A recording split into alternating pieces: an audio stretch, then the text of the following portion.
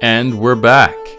It's almost as if the developers have earned themselves some time off now that Mobile 1.3 is out. Hard to believe, isn't it? Things have been relatively quiet, hence the lack of videos, but there have been some comments and insights provided by the developers that might be of interest to you. So let's go over those right now. Phantom Slayer 10 wrote, "Why there's no tab to pick a biome you want when creating a world. When you create a world and no tab about current option or crimson pick or maybe random tab." Tunnel King's answer on the official forums was, that feature was not added to PC until 1.3.2. So the mobile version does not have that option yet. A future update should allow you to do this. So you're gonna have to wait to make those biome decisions when you create a world, but 1.3.2 will probably be here before you know it. Next, a question regarding the upcoming Journey's End patch for PC. Edit the Moonman wrote, "So I want to create a new world and a new character, and I want to know if at the update 1.4 my world will be updated or it will stay in 1.3.5.3. Tunnel King once again answered that with, "A world created now or before now will work in 1.4. There may be some things dependent on world gen that won't be available unless you make a new world after updating to 1.4, but many things will be available to existing worlds. Characters should carry over fine." So that's good. Moving along, Tixel wrote, "The recent update adds more graphic options, but I noticed that on iOS devices, the NPCs, the friendly ones and all the enemies, are very blurry under the high graphics option. After turning the character graphic to low, everything returns to normal again." And it was Loki who answered. Loki wrote, "Yep, seeing this on some devices, not all, and inconsistently as you mentioned. VR is 100% aware, and this will be tackled as a priority item. Even though you can easily get the normal graphics back, this should not be the way things look. This will either be rolled into a 1.3.0.7.6 hotfix or possibly into the controller customization update as a part of the bug fixes inherent there. Stay tuned for more information." 7mint wrote, "To be completely honest, I believe that Terraria should have an option to change the screen's safe zone. My Xbox One Terraria has a lot of the info off the screen, like my top row of hearts, with the numbers, half of my mana crystals, and my hotbar. Also, this really irritates me when I am farming or grinding bosses, so please Pipeworks and Relogic, could there possibly be a way for you developers to implement this into the game for us?" Loki's answer, "I know that Pipeworks is aware of this. For now, depending on your television, you can get things all back on screen using the overscan settings, which each TV maker maddeningly calls something different.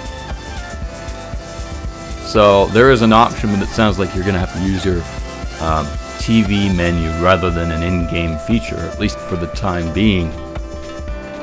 And shifting gears, I have to say things have been pretty quiet on the Terraria Discord, at least in terms of commentary from the developers, but it was Lineforce who made an extended appearance the other day, and he fielded a lot of questions, all while apparently fighting off a cold, so hats off to Lineforce. We begin with Samalda Fadra, who wrote, "Lineforce, I want to know something very important. Who is the genius that created Voidbag?" Lineforce's response, "The idea for that was Red Senix, meaning Redigit and Senix. It was implemented by Uri. If you're curious about the Voidbag, well, that's an upcoming feature in the Journey's End update. It'll hit PC first, and at some point in the distant future, I'm sure it will get to mobile. It's just another way to store items. It's kind of neat."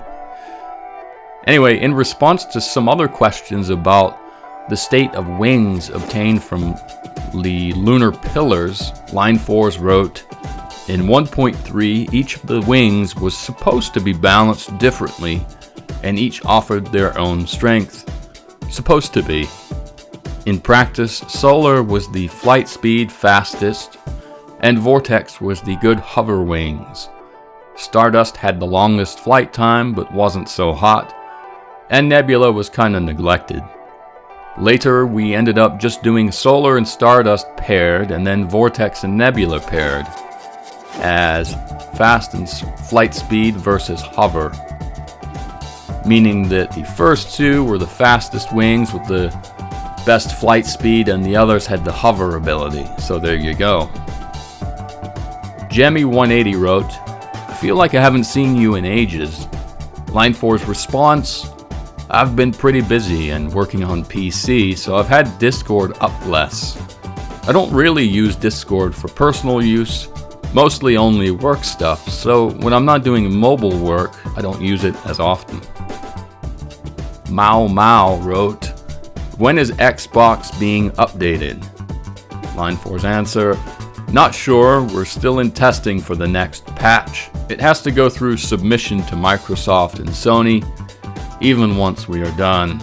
Xbox One and PS4 are slated for the 1.3.4 update next, once it's cleared testing and first-party review." So clearly the consoles are humming along, at least those two particular consoles. I kind of consider Switch to be its own thing. So that's good, they're still working on that. Galaxy Shard wrote, "Wasn't console supposed to get 1.3.5, not 1.3.4?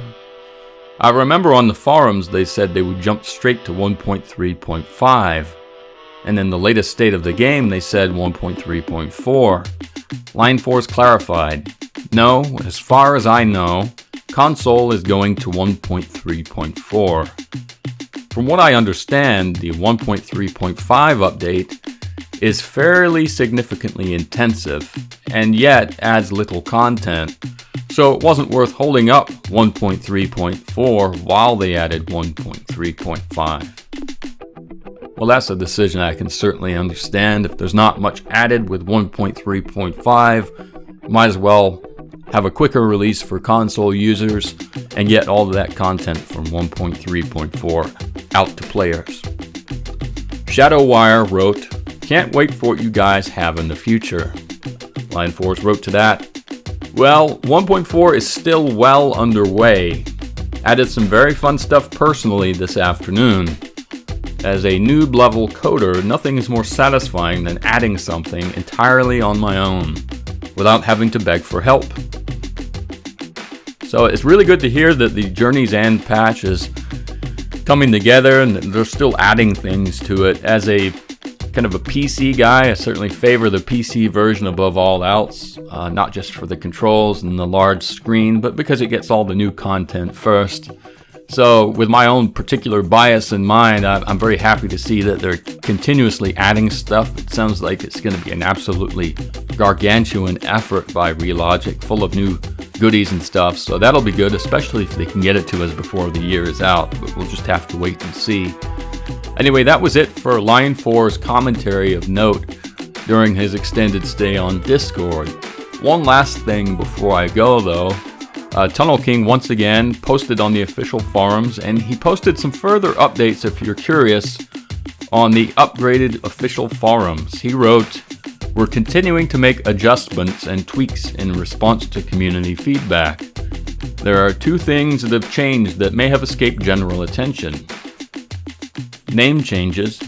Previously we allowed a total of 10 approved account name changes. Now you may get 2 approved changes every 30 days, with no limit beyond that. Steam-related trophies and titles. There are 4 trophies related to linking a Steam account to your TCF account. There's one called Like a Sauna in here, which is the Steampunker title, awarded for linking a Steam account with your TCF account. There's Certifiably Terrarian, which is an official Terrarian title. There's Yo-Ho-Ho, Loot 'em Up as well, and those last 2 have to do with the Pixel games. These last 3 were previously awarded for owning Terraria, pixel piracy, and pixel privateers in your linked Steam account. The criteria for these trophies is changing. Due to past issues with our Steam plugin, we are no longer going to require that these games be in your Steam account. If you indicate in your personal details that you own any or all of these games, you're eligible for the trophy and corresponding title. This will cut down on a lot of overhead and frustration with the previous process. This is on the honor system, of course, but overall it is more equitable for everyone. Console and mobile players are equally important as PC players and should be recognized for that. Thus, many of you will be receiving a new trophy soon. So there you go, that's it for the update video. I'll keep my eyes open for any further updates. I don't know whether there'll be a 6th hotfix for mobile 1.3. Maybe, maybe not. It sounds like they might be rolling in any outstanding bugs into the controller customization update. I don't know how long that will be. It might be a little while, but I'd like to think that maybe Loki or Naviskio or someone else from one of the two big teams will come on and maybe give us a timeline at some point, but we'll just have to wait and see. They've been pretty good to us, I would think.